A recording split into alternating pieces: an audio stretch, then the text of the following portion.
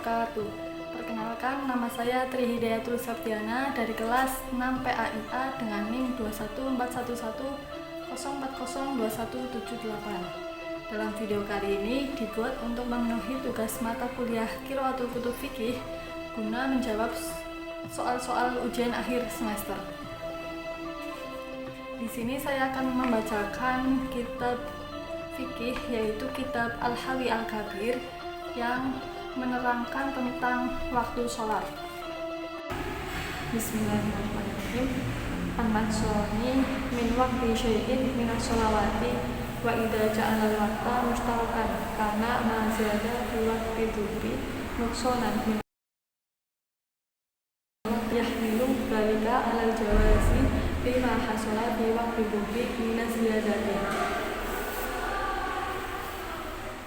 Jadi mengurangi waktu sholat dari salah satu sholat, jika waktu itu dianggap bersamaan, maka tambahan waktu pada sholat zuhur akan mengurangi waktu asar. Mereka tidak dapat menganggap hal itu sebagai dibolehkan hanya karena ada tambahan waktu pada sholat zuhur, melainkan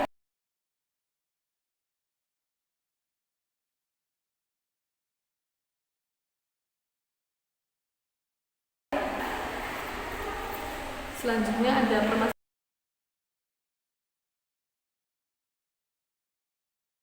wadhalika bi aqwali ziyadati faqad dakhala waqtul asri wal adami. Qala al-Mawardi wa hada kama qala idza tajawaza bi kulli syai'in mislahu siwa bi zawadi dakhala awwal waqtil asri wa kharaja waqtu dhuhri min ghairi an yakuna bainahuma faslan. Jadi menurut Imam Syafi'i bahwasanya jika melewati sedikit tambahan dari waktu tersebut, maka waktu asar dan azan telah masuk. Kemudian Imam Mawardi berkata bahwasanya sebagaimana yang dikatakan, jika bayangan segala sesuatu melebihi dirinya sendiri selain bayangan di tengah hari, maka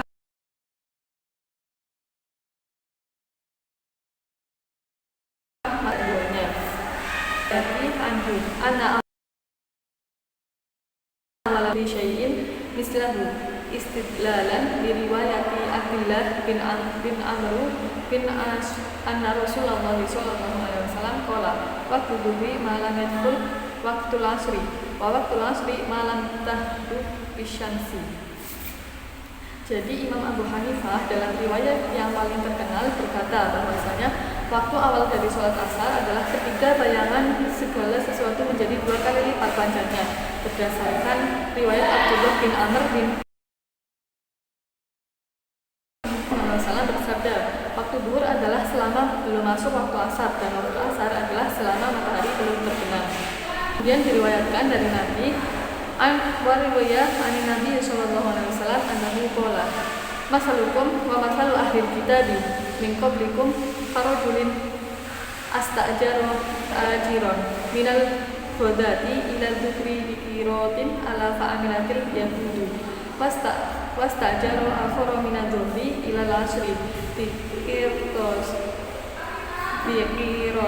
ala fa'amilatil nasoro wasta'jara akhara minal asri ilal maghribi bikiratin al fa'amiltum antum qala fagodibat al-yahudu wan nasara wa qala ma baluna nahnu aktsara amalan wa aqallu ajran illa hal nuqista min ajrikum syai'an dzalika fadlullahi yutihi man yasha'u fadalla ala anna waqtal asri aksaru min waqti dhuhri qala wa li annaha salatu yakruhu ataqaddulu fi ba'di waqtiha fawajaba ayyakuna waqtuha aksara min waqti ma.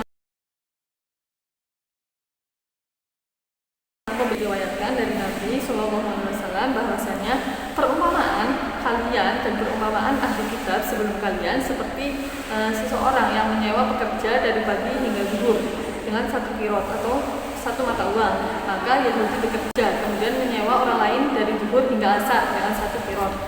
Maka Nasrani kemudian bekerja dan menyewa orang lain dari asar hingga maghrib dengan 2 qiraat, artinya 2 mata uang. Maka kalian mendapat seperti umat Islam itu bekerja.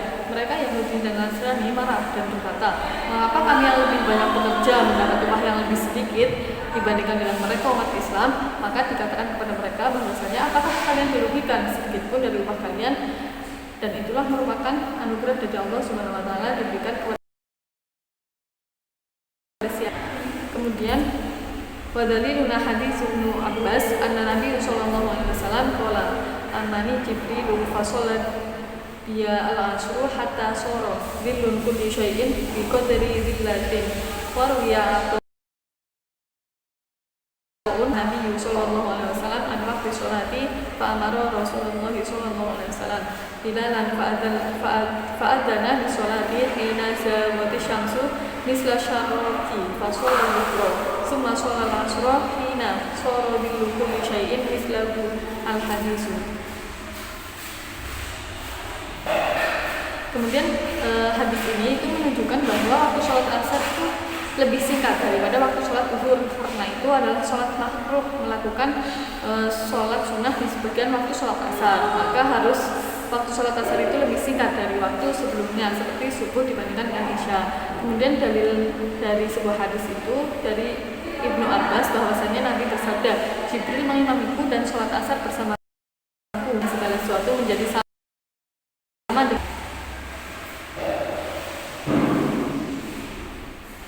Kemudian atau juga meriwayatkan dari Jabir bahwasanya seorang pria bertanya kepada Nabi tentang waktu sholat, maka Rasulullah SAW menyuruh Bilal untuk mengumandangkan azan saat matahari tergelincir seperti tali sandal, lalu beliau saat sholat zuhur, kemudian sholat asar ketika bayangan segala sesuatu menjadi sama panjangnya. Kemudian diriwayatkan juga dari Zabir, dari Zuhri, Az-Zuhri Anas anna Nabi sallallahu alaihi wasallam kana yusalli al-asra wa syamsu baydau hayyatun summa yadhhabu adh-dhahibu ila al-awali fayatiha wa syamsu murtafi'atun. Wa ruwiya Urwatu an Aisyah anna Nabi sallallahu alaihi wasallam kana yusalli al-asra wa syamsu dhali'atun biyinatun fi hujratihi lam yadharu al-fai'u 'alaiha ay lam yas'ad wa yartafi wa dhukuru wa su'udu wa minhu qawluhu ta'ala fa ma'arija 'alaiha yadharu, seperti dalam diriwayatkan dari Urwah bin Aisyah bahwasanya Nabi SAW biasa sholat asar saat matahari masih terang di kamarnya, kemudian tidak terlihat bayangan di atasnya, artinya pada saat tidak naik atau tidak meninggi mataharinya, serta sholat zuhur yaitu terlihat. Dan seperti dalam firman Allah Ta'ala dalam Quran surat Az-Zukhruf ayat 33 bahwasanya tanda-tanda yang mereka naik di atasnya itu matahari dalam konteks bayangan dan hubungannya dengan ayat Al-Quran yang menyebutkan mataharinya berada di atas. Jadi yang sudah saya jelaskan ini menjelaskan tentang waktu sholat asar, yaitu waktu sholat asar dulu, waktu sholat zuhur dan waktu sholat asar. Kemudian sedikit menambahkan dari analisis kaidah nahliyah dan sorfiyahnya. Yang pertama itu lafaz min waqti itu dibaca jar karena kemasukan huruf jar min. Kemudian tanda jarnya itu ditandai dengan kasroh. Kemudian yang kedua adalah lafaz fi waqti juga dibaca jar karena kemasukan huruf jar fi dan tanda jarnya itu kasroh. Kemudian ayyah milu merupakan dibaca jazm karena sebagai fi'il mudhari. Yang selanjutnya yaitu dakhala waktu asli. Dakhala sebagai fi'il madhi, kemudian waktu aslinya sebagai fa'il. Kenapa dakhala sebagai fi'il madhi? Karena merupakan kata kerja lampau. Kemudian